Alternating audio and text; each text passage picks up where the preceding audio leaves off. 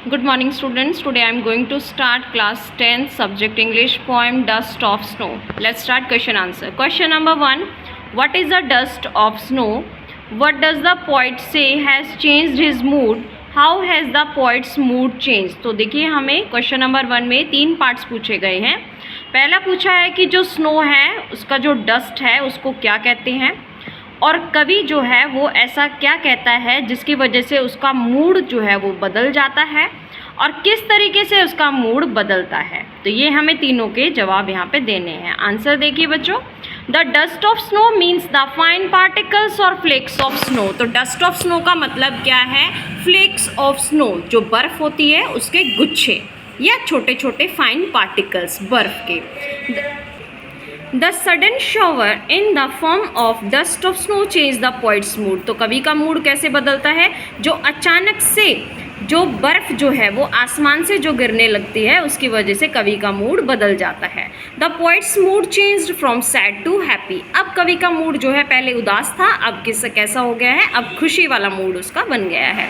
He felt refreshed and wanted to enjoy the rest of the day. अब उसको जो है काफ़ी अच्छा लगता है, फ्रेशनेस लगती है और अब वो बाकी बचे हुए दिन को एंजॉय करना चाहता है.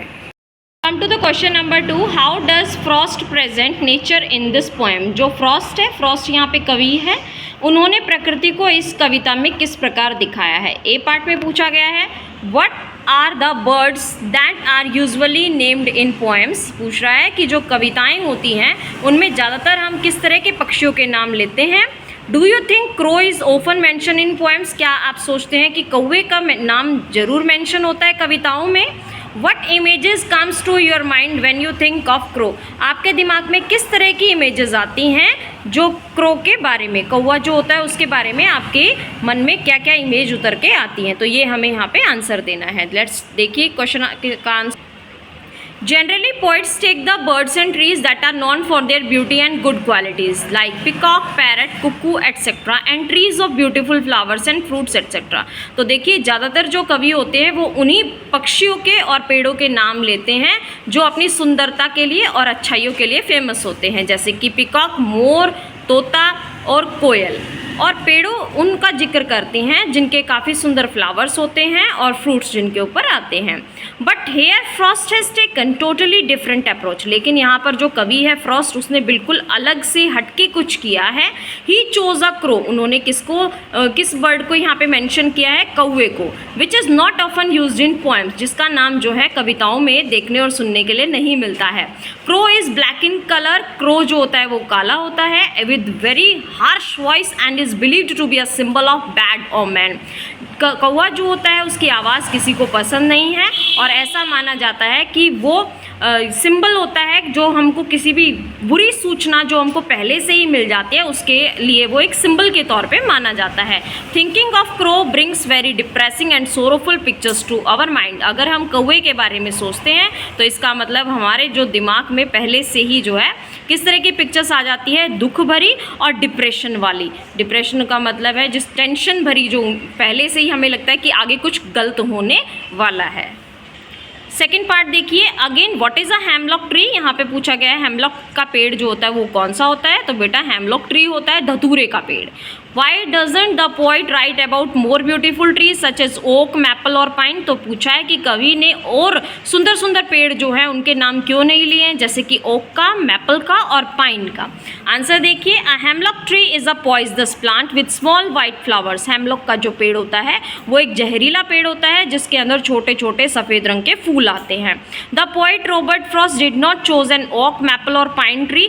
Instead he chose the hemlock tree and. तो कवि जो है उसने यहाँ पर ओक का, मैपल का और पाइन का पेड़ यूज़ नहीं किया है, जबकि उसने हेमलॉक ट्री का यहाँ पे प्रयोग में लाया है वो. And left all the beautiful tree present in the world. और उसने जितने भी सुंदर पेड़ होते हैं पूरी दुनिया में उन सबको छोड़ा है, हेमलॉक ट्री को चूज़ किया है.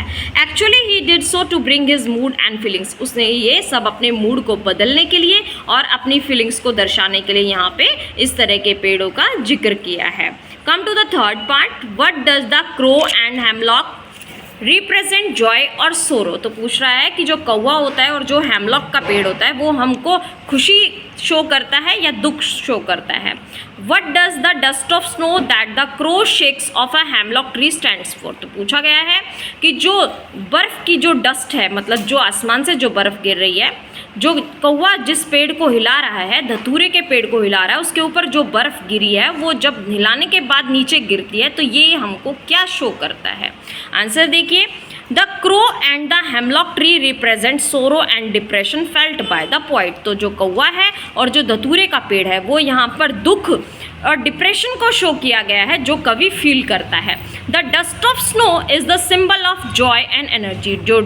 जो बर्फ़ है वो जो गिर रही है ऊपर से, वो किस चीज़ के सिंबल है यहाँ पर? खुशी के लिए और एनर्जी, ऊर्जा देने के लिए। The dust of snow that the crow shakes of from hemlock tree means passing through the sad and depressing moment, the poet is entering into the time full of Joy and optimism. तो यहाँ पर जो बर्फ़ जो ऊपर से गिर रही है हेमलॉक ट्री के ऊपर से, तो हमको वो क्या शो कर रहा है? उस टाइम पीरियड के बारे में बता रहा है जिस टाइम पीरियड से कवि अभी गुजर रहा है, जो कि दुख भरा है और डिप्रेशन भरा है। अब वो उसको उस समय में लेके जा रहा है जो कि खुशी वाला समय आने वाला है उसके लिए, और ऑप्टिमिज्म का मतलब होता है पॉजिटिव सोच रखना। तो वो अपने आगे के काम के लिए और अपनी बाकी की लाइफ के लिए जो सोच जो है वो कैसी रखना चाहता है? पॉजिटिव सोच रखना चाहता है। तो इसलिए उसने यहाँ पे हेमलॉक ट्री का यूज़ किया है और अपनी लाइफ का जो प्रेजेंट मोमेंट है वो यहाँ पे शो किया है। सो स्टूडेंट्स, यहाँ पे हमारे क्वेश्चन आंसर्स ओवर होते हैं। आप सभी ने नोट डाउन कीजिएगा, लर्न कीजिएगा। Thank you students, have a nice day.